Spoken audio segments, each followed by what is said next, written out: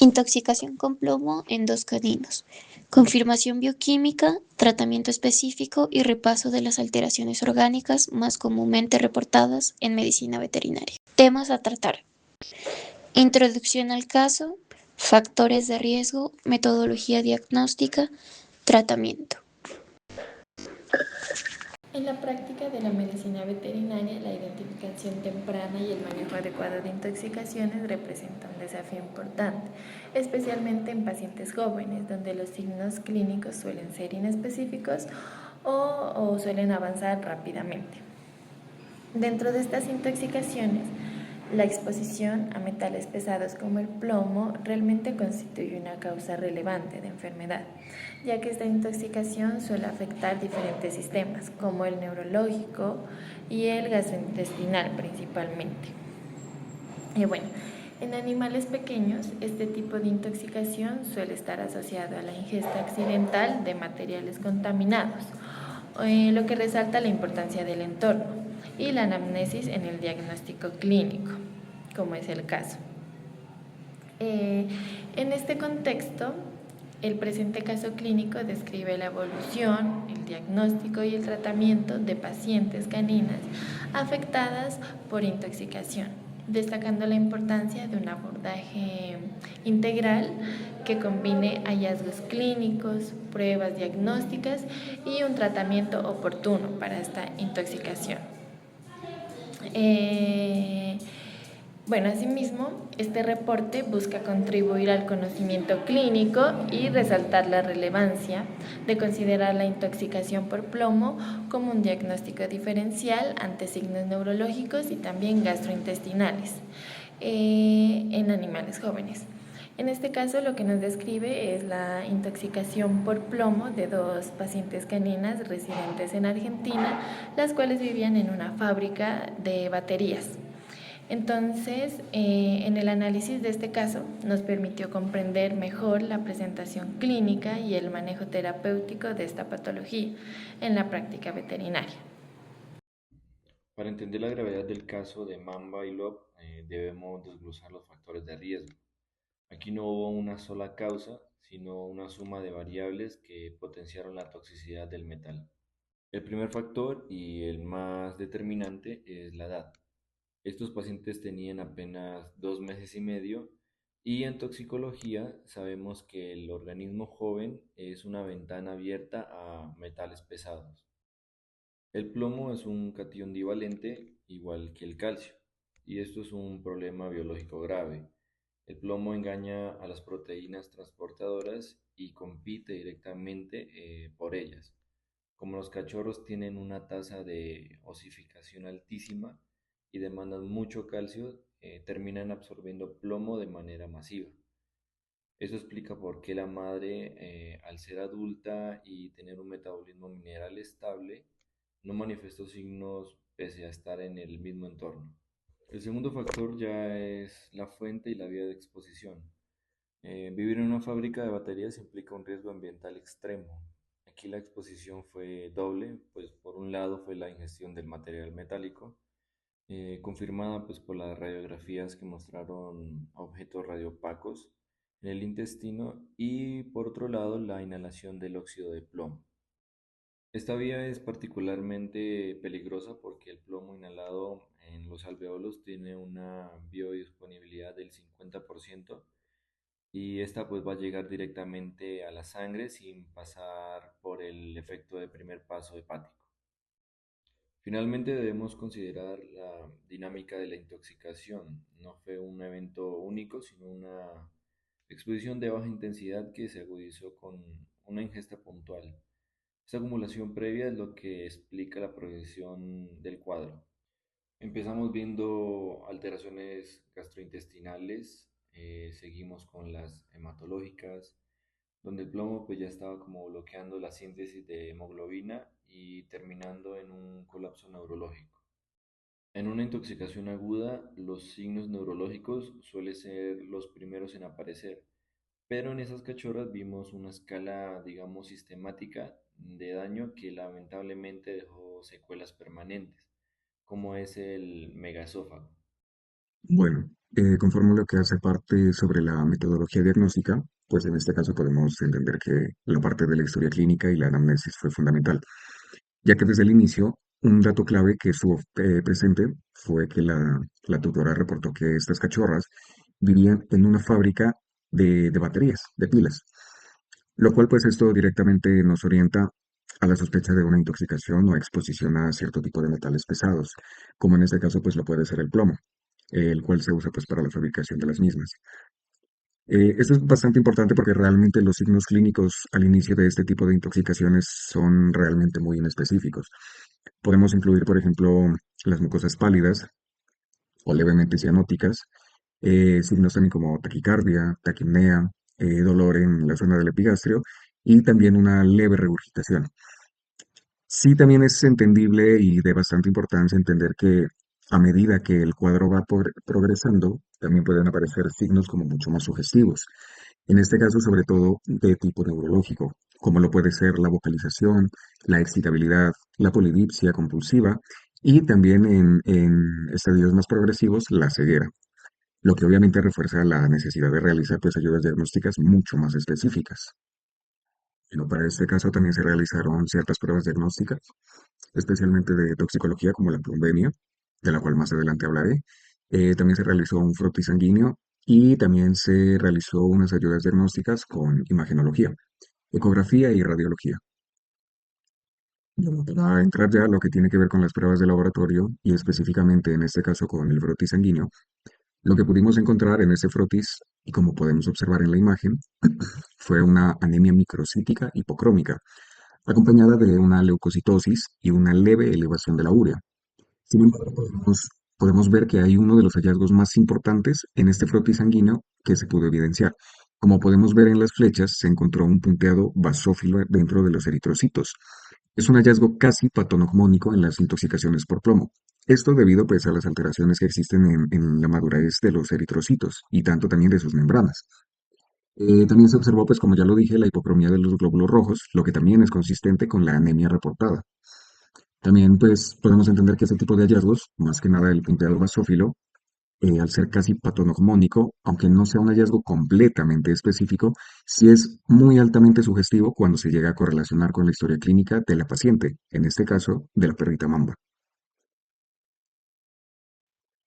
Bueno, en esta imagen, más que nada representativa y explicativa, ayuda más o menos a darse cuenta de a qué es a lo que me refiero con punteado basófilo. Como podemos ver en esta imagen de la izquierda, se puede ver claramente estas tipo inclusiones que se les llama punteados basófilos, las cuales, como ya dije, suelen ser patognomónicos de esta enfermedad. Y del lado derecho podemos ver un eritrocito con, con hipocromía, que es la falta básicamente de concentración de hemoglobina dentro de sí mismo. Bueno, dentro de las ayudas diagnósticas que también se realizó, las de imagenología, tenemos ecografía abdominal y la pleuropulmonar, también tenemos la ecografía laríngea y también radiografías de zonas cervicales. Eh, como podemos, como podemos hablar sobre las imágenes que más adelante veremos en detalle, podemos resumir que en la ecografía abdominal y la pleuropulmonar se ayudó a descartar primero patologías cardíacas, más que nada asociadas, y también se pudo evidenciar ciertos focos de bronconeumonía, especialmente, y pues por la cuestión clínica del caso, seguramente por broncoaspiración. También se llegó a encontrar signos de gastroenteritis y también cierta hepatitis reactiva, en este caso pues leve. La gastroenteritis seguramente por la ingesta de este metal pesado y la hepatitis también por el metabolismo de este mismo.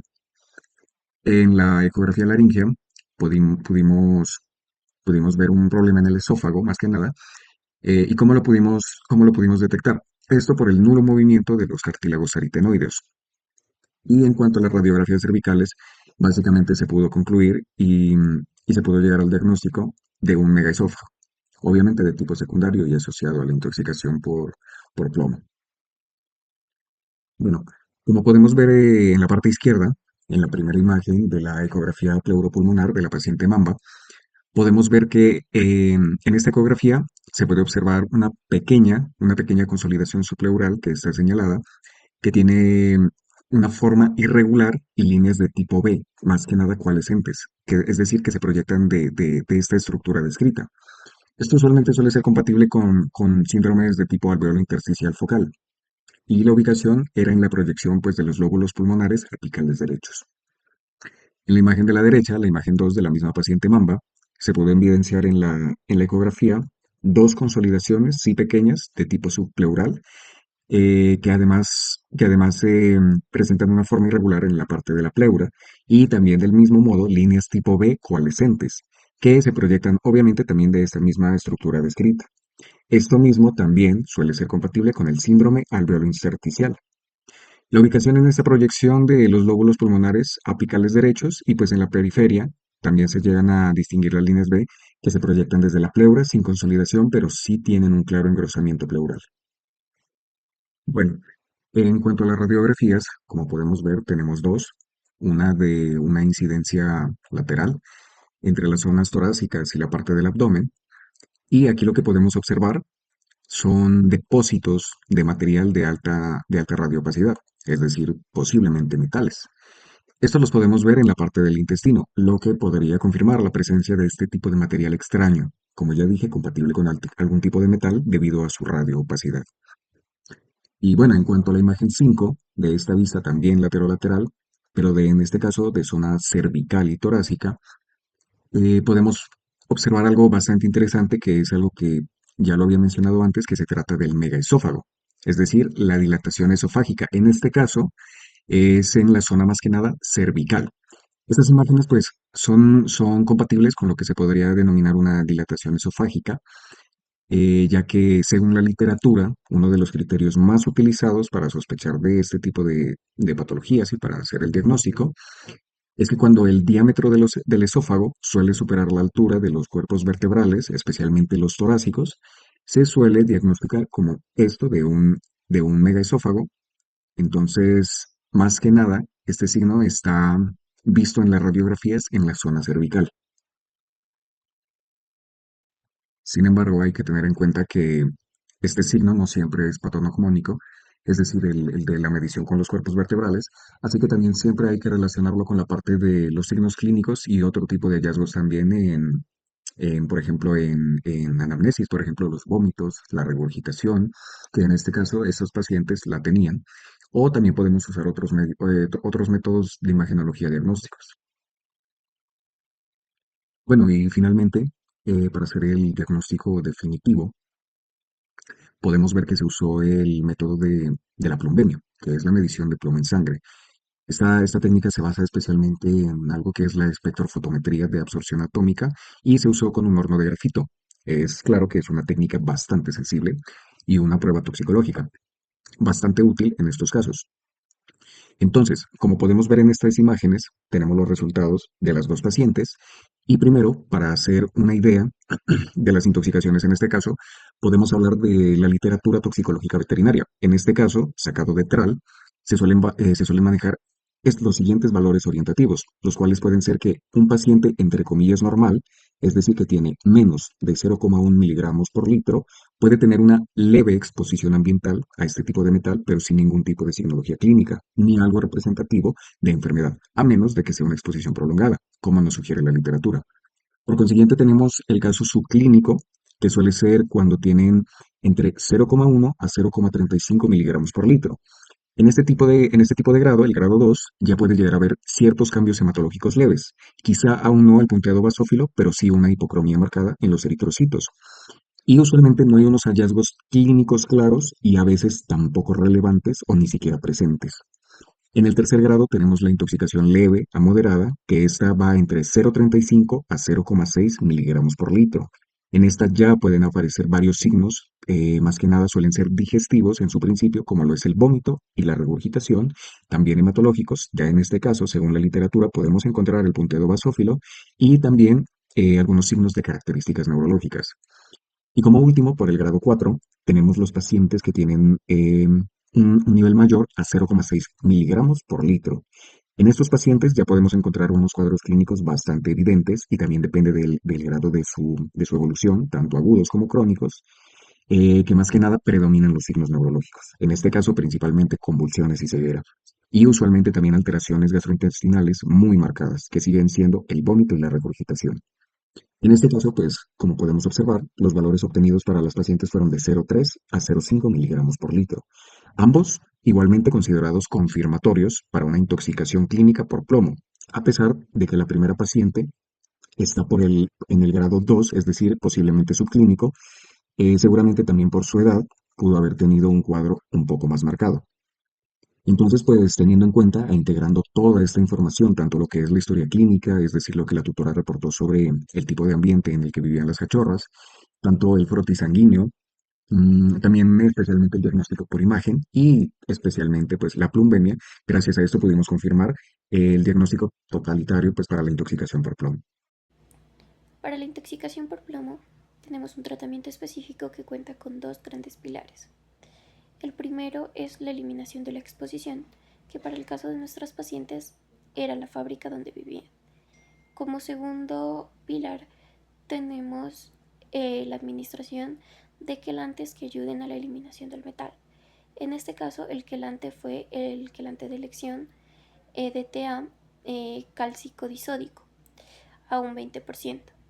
La dosis que se usó fue 50 mg por kilogramo de peso vivo. Esto corresponde a 200 mg de LDTA disueltos en 100 ml de solución fisiológica. El mecanismo de acción consiste en la formación de un complejo fuerte, estable, soluble y no ionizado entre EDTA y el plomo extracelular. Este complejo se excreta rápidamente por orina mediante filtración glomerular. La importancia de la combinación del EDTA con la solución fisiológica radica en que el EDTA solo quelaría el calcio sérico del paciente, ocasionando hipocalcemia iatrogénica fatal.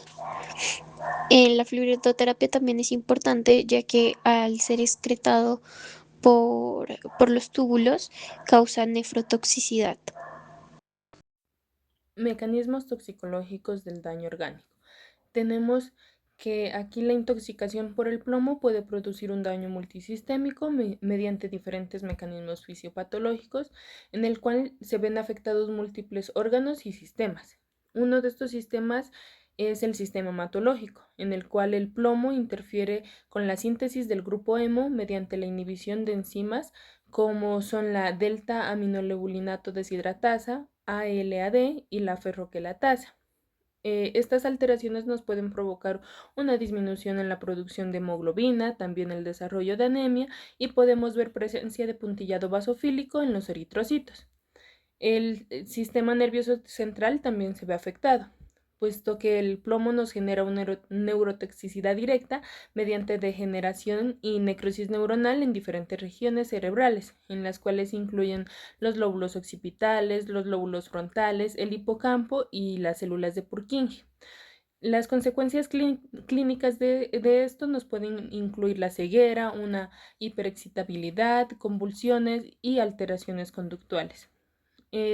También está el sistema nervioso periférico, en el cual el daño neurológico periférico se da por una desmielinización secundaria al daño sobre las células de Schwann.